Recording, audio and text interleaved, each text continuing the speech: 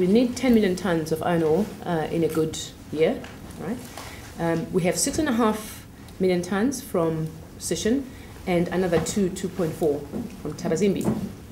So there's a small gap, and at the moment we can't get that from local sources, i.e. BSO. 10% of our purchases was from them.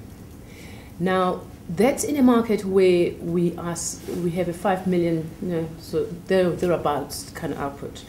Now, if we go back to where we want to be, which is to produce at our nameplate capacity of 8 million tons, then you need 10.5 million tons of iron ore. And that's where the problem comes in. In 2016, life of mine of Thaba drops off, got a very big hole.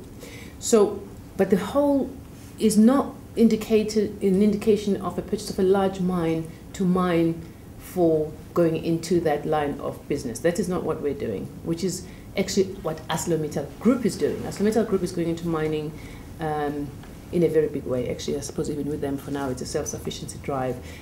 So that's why the focus is on small mines. We would, in fact, buy a small mine if one was to become available and there was sufficient reason to believe that logistics will work. And if you see everything we do, it's going to be modest. So this whole speech is about the level of ambition is not big. Now, on the other projects that we're working on, it's always a mistake to go to the market too soon because we haven't actually signed agreements. You start talking to people, you get information, you assess, and at that point you then sign an agreement. Now with the Northern Cape one, we signed the agreement. We haven't disclosed the details until the due diligence process is completed. In the mining arena, actually without proving mineable reserves, you don't really have a mine. You don't know if you have one. Without proving that you can move the ore in particular, you don't have a mine. So that's why we're not actually disclosing until those things are crossed out.